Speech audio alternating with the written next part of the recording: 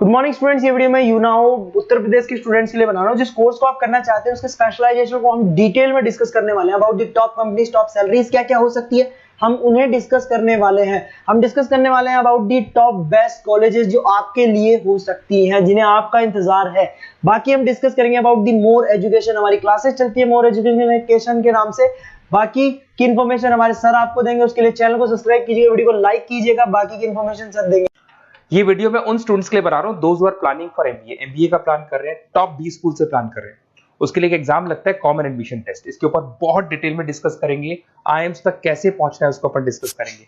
इसके अंदर cat exam की इंपॉर्टेंट डेट्स, कैट एग्जाम क्या होता है, एग्जामिनेशन पैटर्न क्या है, एलिजिबिलिटी क्या है, एग्जामिनेशन स्ट्रेटजीज क्या है, कैसे आपको एग्जाम देना चाहिए, आईएम्स तक पहुंचेंगे तो उसके कट ऑफ क्या होंगे और नॉन आईएम्स कॉलेज के कट ऑफ क्या होंगे, सब डिस्कस करेंगे। न्यूज़पेपर में आया था 42% कम 2027 तक मशीनें करेंगी। तो आर्टिफिशियल इंटेलिजेंस और मशीन लर्निंग की बहुत जबरदस्त डिमांड आने वाली है।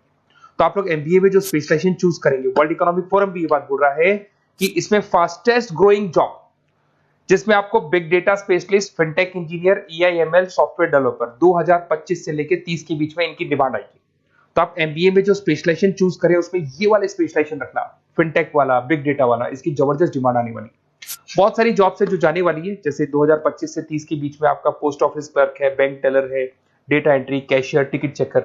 अगर आप कैशियर की बात करें, जरूरत ही नहीं है बैंक में, आप विड्रॉल भी मशीन से कर रहे हो, डिपॉजिट भी मशीन में करवा रहे हो, पासबुक अपडेट मशीन से हो रही है, तो यहाँ पे मशीनें काम कर रही है। तो बहुत सारी जॉब्स आने वाली और जाने वाली है। तो आप स्पेशलाइजेशन वो चूज करना जिसकी मार्केट में जबरदस्त डिमांड है। बेसिकली मेरा क्लासेस चलता है, मैं एमबीए को पढ़ा रहा हूँ 2006 से। 17-18 साल का एक्सपीरियंस है, बहुत सारे बच्चे निकाल चुका हूँ मेरे पास। अब देखो आपको क्लासेस दिखाई दे रही होंगी। उसके अलावा सबसे इंपॉर्टेंट चीज, आईएम अहमदाबाद। मैं हर साल बच्चों को आईएम अहमदाबाद लेके जाता हूँ। 50-60 स्टूडेंट्स जाते हैं, साथ में मेरे लेक्चर्स भी होते हैं वहाँ पे। तो आप लोग, IIM Ahmedabad is a dream college of MBA. अगर मैं एमबीए की बात करूँ तो एमबीए का जो ड्रीम कॉलेज है वो आईएम अहमदाबाद है। तो आप ये मान के चलो, इस कॉलेज के लिए बच्चा पढ़ता है और कैट का एग्जाम देता है। अगर यहाँ से बच्चा निकलता है तो बहुत बड़ा पैकेज लेके निकलेगा। देखो हर साल मैं बच्चों को लेके जाता हूँ, दिख रहा होगा आपको। उसके अलावा मैं मुंबई में पढ़ा रहा हूँ, जयपुर में मैं पढ़ा रहा हूँ। अच्छा, अलग अलग कॉलेजेस में एज अ गेस्ट में वर्क कर रहा हूँ। अच्छा, 2008 से मैं बुक्स भी लिख रहा हूँ। तो 2006 में पढ़ाना शुरू किया था, 18 साल हो गए, और 16 साल से मैं बुक लिख रहा हूँ। 2008-10 में बहुत सारी बुक्स लिखी, मेरे वीडियोस भी हैं, आपको यूट्यूब पे वीडियोस मिल जाएंगे। मैं सैंपल्स आपको शेयर करूंगा जो जिसका रिक्वायरमेंट होगा। अगर आपको बेस्ट कॉलेज का रिक्वायरमेंट हो, या फिर कैट के लिए कैसे स्टडीज करनी है उसका रिक्वायरमेंट है, कि कौन कौन से कोर्सेज हैं कैट में, कहाँ पे आपको एडमिशन लेना चाहिए और किस तरीके से स्टडीज करनी है, कट ऑफ क्या जाएगा, तो उसके ऊपर आप डिस्कस कर सकते हो। मेरा नंबर है, इस पे कॉल कर सकते हो। बाकी मैं अगर क्लास में रहता हूँ तो आप मेरे को व्हाट्सअप कर सकते हो, अपना name, number, city, state, course और कहाँ से आपको अपना एमबीए करना है और किस तरीके से कैट का प्रिपरेशन करना है। अब अपन आते हैं एक एक करके कैट के स्पेशलाइजेशन पे। What about CAT? देखो, कैट का जो एग्जाम है वो आईएम्स लेता है, इंडियन इंस्टीट्यूट ऑफ मैनेजमेंट। इसमें एमबीए पीजीडीएम करवाता है। मोड आपका जो है ऑनलाइन बेस होता है, कंप्यूटर बेस्ड मोड होगा आपका। ड्यूरेशन 2 घंटे का आपका पेपर होगा। इसमें आपको verbal ability, reading comprehensive, data interpretation, logical reasoning and quant मिलेगा। तो 3 सेक्शन में डिवाइडेड है पेपर। आपको हर सेक्शन में 40 मिनट्स मिलती है। 2 घंटे का आपका पेपर है, तो उसको कंप्लीट करना है। तो इसमें पढ़ना कैसे है, उसकी स्ट्रेटजीज क्या है, इसको अपन आगे डिस्कस करेंगे। देखो आपको इंपॉर्टेंट डेट्स दिखाई देंगी। नोटिफिकेशन इसका जुलाई 25 तक आ जाता है। उसका रजिस्ट्रेशन अगस्त में स्टार्ट होते हैं, सितंबर में आपका लास्ट डेट है, एडमिट कार्ड अक्टूबर में आता है, नवंबर में लास्ट संडे, जो लास्ट संडे होता है नवंबर का, उस दिन एग्जाम लगता है इसका, और जनवरी तक रिजल्ट आ जाता है। अब देखो इसमें बहुत सारी चीजें जो अपन डिस्कस करेंगे। टोटल इसमें 66 मार्क्स का पेपर होता है, वेरी भी करता है थोड़ा बहुत। 40 मिनट्स पर सेक्शन को मिलता है। इसके अंदर आपका इंग्लिश है, रीजनिंग है, क्वांट है, इनके लिए अलग अलग टाइम मिलता है। 1/3 इसमें नेगेटिव मार्किंग रहती है, मतलब अगर आपने कोई किसी ऑप्शन बेस्ड क्वेश्चन को तुक्का मारने की कोशिश की तो 1/3 कट जाएगा। एमसीक्यूज में नेगेटिव होता है, और बाकी जो सेक्शनल कट ऑफ जरूरी है इसके अंदर। मतलब ऐसा नहीं है कि आपका इंग्लिश में स्कोर आ गया, मैथ्स में नहीं आया, डीआई में नहीं आया तो सिलेक्शन नहीं होगा। इंडिविजुअल आपका इंग्लिश में भी आना चाहिए, मैथ्स में भी आना चाहिए, डेटा इंटरप्रिटेशन में, तीनों में आना चाहिए आपका। और एमसीक्यूज में जो नेगेटिव मार्किंग है एमसीक्यूज के लिए होगा, नॉन एमसीक्यूज के लिए नेगेटिव मार्किंग नहीं होता है। उसके अलावा अगर मैं एलिजिबिलिटी की बात करूं तो जनरल का अगर स्टूडेंट है तो 50% मार्क्स चाहिए। अगर आपका 50% से कम है, you are not eligible to give the CAT examination. अगर एससी, ओबीसी, रिजर्व कैटेगरी से है तो 45% आपको चाहिए। देखिए, और एज लिमिट नहीं है, कोई भी बच्चा एग्जाम दे सकता है। फाइनल ईयर का स्टूडेंट दे सकता है, फाइनल ईयर होने के बाद भी वो एग्जाम दे सकता है।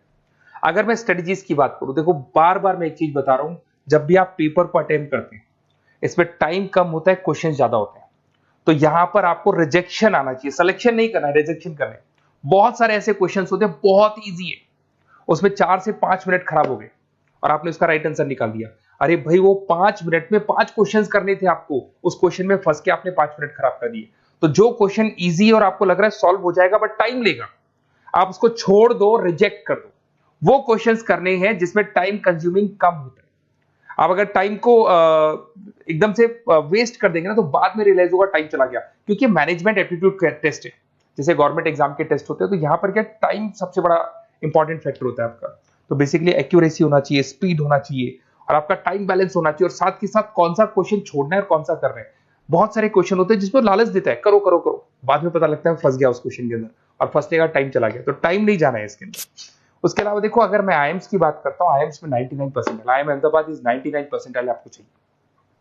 उसके बाद में अगर मैं बात कर दूं, बेंगलोर 99, कोलकाता 99, लखनऊ में 97 टू 98 चाहिए, इंदौर कोझीकोड में 95 टू 97। तो परसेंटाइल तो मान के चलो, अगर आपको टॉप कॉलेज चाहिए ना तो 99 प्लस परसेंटाइल चाहिए आपको, ठीक है। उसके अलावा अगर अपन देखते हैं एफएमएस दिल्ली, नॉन एक्सेप्टेबल जो कैट का एग्जाम तो लेते हैं बट नॉन आईएम्स है, वो भी 99 मांगता है। एसपी जैन भी 85 टू 95 मांगेगा। एमडीआई गुड़गांव 95 परसेंटाइल मांगता है। आईएनपी गाजियाबाद 85 टू 90 मांग रहे हैं।